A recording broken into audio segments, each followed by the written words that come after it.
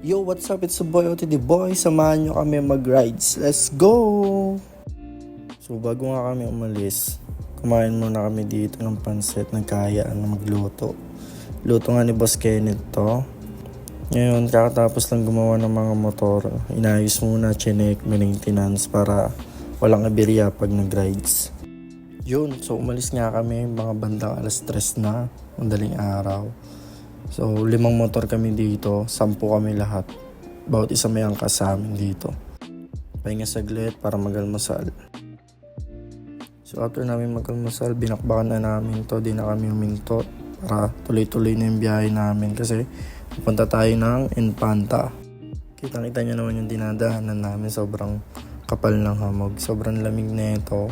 Giniginawa ko na ito habang nagja-drive. Dito papasok na kami ng Infanta. Kita-kita nyo naman yung bundok. Ayun na yung Sierra Madre. Yung Sierra Madre ang pinakamahabang mountain sa Pilipinas. Isa rin to sa mga tumutulong para magpahina ng mga pumapasok ng bagyo sa Pilipinas. Tinatawag ang Sierra Madre ng backbone ng Pilipinas. Tawag na may pa-learn. Tignan nyo na lang yung view. Sobrang ganda. Sigaw mo sa hangin. Stop kami dito sa arko ng Infanta para mag-picture-picture na syempre. Montage muna kay Gray kasi ngayon na lang ulit nakasama sa rides. So thank you na nga rin sa nagpatuloy sa atin dito sa kaibigan ko sa Infanta, si Kim. Dito niya kami pinatuloy sa kanila. Siya na rin naglibot-libot sa amin dito. Dumating kami dito mga 7. Ayan, nagluto na agad si Pulpul tsaka si Kenneth. Tapos binakbakan na namin para makakain at makapagpahinga kami saglit. So bago kami pumunta sa Agus River, nagpahinga muna kami saglit dito. Yung iba, nakasya dito sa airco, tapos yung ibang grupo nandun sa may labas. So malaki-laki yung pwesto natin kaya walang problema. Pagtas makapagpahinga kasi kaso na ulit. So ito nga pala yung aso ni Kim, si Dabaw. Yung nakadamit yung aso dyan ni Kim, baka malito kayo. Okay, puli-puli. Tag-ina mo. Limanok! Actually ba may bebe kapag sila? Yes. Sarap. Sarap pati yung labasan. Sabi mo, di ko kaya tanggapin. Ang namumuong liba. Mali. Ang namumuong liba. Eh no, makulimlim na ako. You know yung parang MC. Trolala, trolala. Alam mo naman, ikaw. Eh, ikaw.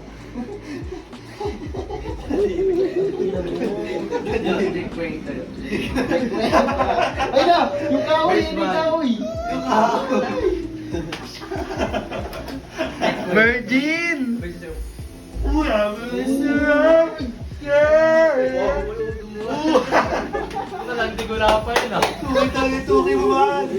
After magkulitan, tapos maluto yung pagkain, dyan na kami. 10 minutes away lang mula sa tinutuluyan namin yung pupuntahan namin, which is yung Agus River. So, andito na kami. Ayan. Nakikilan namin dito yung floating cottage na. Sa mga nagbabalak pumunta ng Infanta, malapit lang to sa may arko pag tagus nyo. Sobrang lino ng tubig, walang amoy, hindi mabaho. So, perfect na perfect sa mga outing talaga. Siyempre, bago maligo, kumain muna kami para may lakas.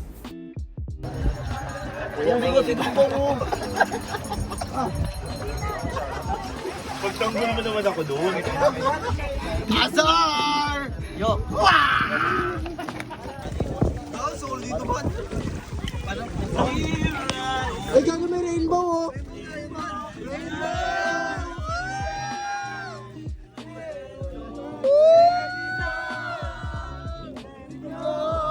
Let it go!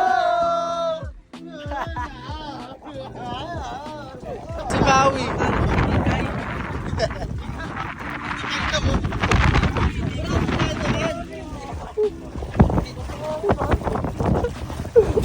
it go! Let it go!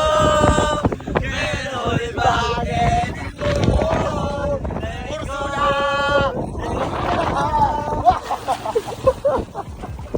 Sinira po nila yung kubo.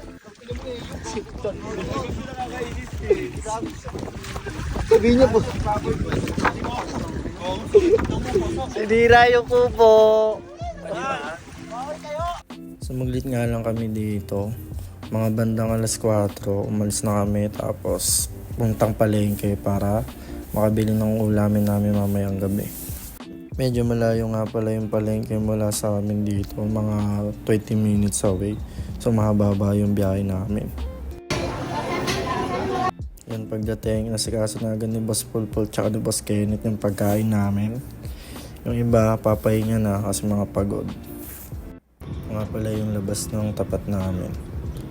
Nasa tabi lang kami ng kalsada. So after namin maluto yung ulam, kumain na rin kami. Tapos nag-inuman na syempre. Paano mo ba? Biyayaan si Sash na. Time punta ka naman doon. Ng bag from Thailand.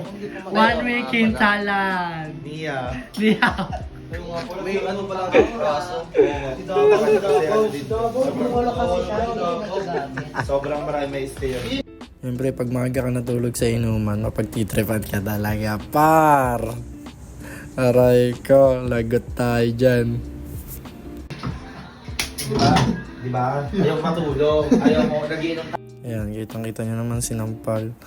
Nag-away pa yung magjowa sa outing namin. Grabe talaga. Nakuha na namin yung amas namin, nagpahinga na rin kami kasi bukas mag-iikot-ikot ulit tayo dito. Yun, pagising namin, nag-almasal na kami dito. Mga bandang alas 12 na kami umalis. Pahinga pa kami. So kita nyo naman, hindi nagpapansinan yung dalawang magjowa kasi dahil nasa away kagabi, kaya medyo may tampuhan pa rin. Pagkakain namin ng tanghalian, dun kami umalis. Bakbak! So may isang oras yung biyahe namin kasi sa Real Quezon na kami papunta dito. Bumaba nga kami dito sa may tabing dagat ng Malapad. Tapos para pag picture na rin para ma-enjoy din yung view. Ganda eh. Sumakses ka eh, step by step. Ayan, kita nyo naman. Tingnan nyo, sobrang ganda ng Pilipinas. Kaya dapat kung gusto natin mahalagaan yung mga ganito kaganda, maayos yung iluluklok natin sa gobyerno ha. Kaya sa mga boboto dyan, ayusin nyo. Huwag bobo. Ayusin ang boto.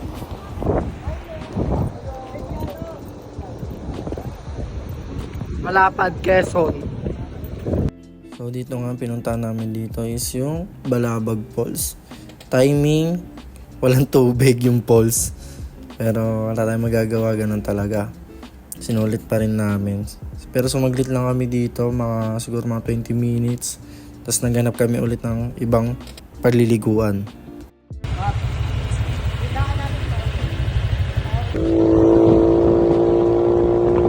Ito naman ang daanan lang namin, kaya binaba na rin namin, nasa baba lang siya ng tulay. Ay gaga penguin.